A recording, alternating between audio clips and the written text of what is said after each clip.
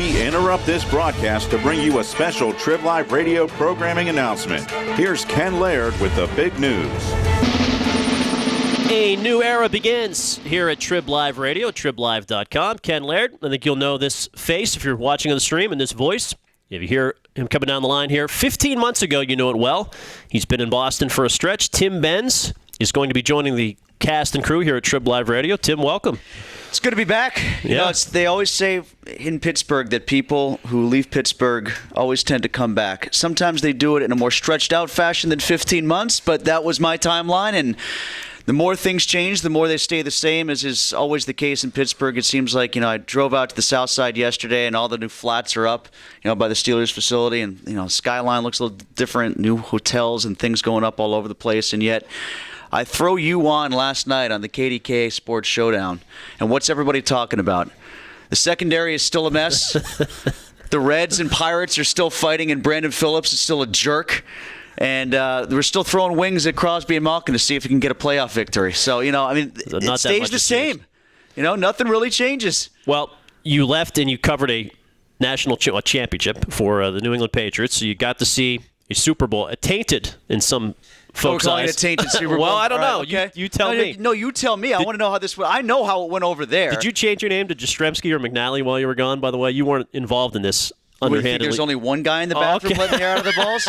Nobody can let that much air out of that many balls in 90 seconds, Ken. Come on, he needs some help, right? What was it like to be in Boston for the last 15 months? Well, it was definitely entertaining with everything you're talking about with the Super Bowl and then Deflategate. Deflategate is, if you can imagine the reaction to the free report at Penn State, I'll draw a local connection here. Wow, yeah. And then actually ramp it up even more somehow with deflated footballs, as opposed to what was being talked about at Penn State. The vitriol is just as great.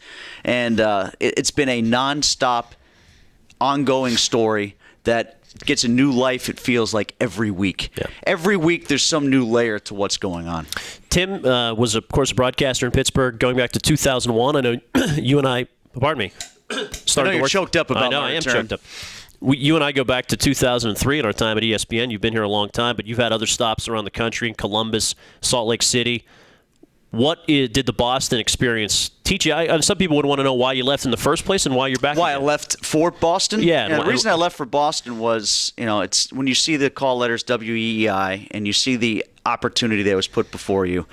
It just felt like the right time for me to try something new for a while. I always thought I'd be back in Pittsburgh at some point, but I thought it would be longer in Boston, at least the length of my full contract. But, for people who don't know, my wife works here at the Tribune-Review, and she's got a great job, and it was a lot of moving pieces to try to get us in the same city at the same time, and it just never materialized. And she kept getting opportunities here to write in Pittsburgh, and an opportunity came with TribLIVE Radio, and also the second outlet I'll be working for. I'll just throw it out there for people who don't know yet. I'll be doing the post-game show for the Pittsburgh Steelers Football Network.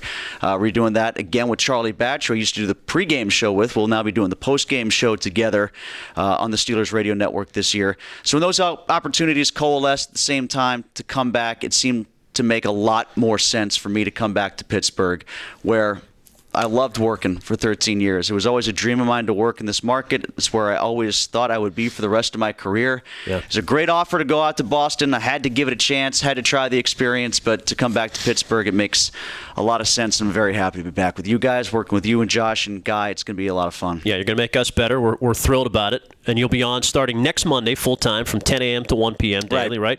Plus, you're an excellent reporter. You have been since I met you back in the early 2000s. I know you'll be out and about at all kind of games, practices, and wherever there's a story, you'll be there.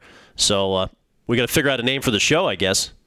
I thought that was somebody else's job. Was that on my plate? I didn't realize that. I thought the show would be assigned to me, and I just wedge in somewhere. All right. JLB, you were MFB in Boston, It was MFB right? in Boston. That was a little cumbersome, though. Yeah. We could come up with something snappier than that, don't you think? The Tim Benz Show featuring Guy Junker and Ken Laird. That's right. It's always a feature at the end of it. I'll take that. If I'm the one that's featured, then I'll take that, because that's a nice boost to the ego. Great sign for the future of TribLIVE Radio. They've hired an excellent addition. Tim Benz will be along starting next Monday, August 10th, 10 a.m. to 1 p.m. right here at TribLIVE.com.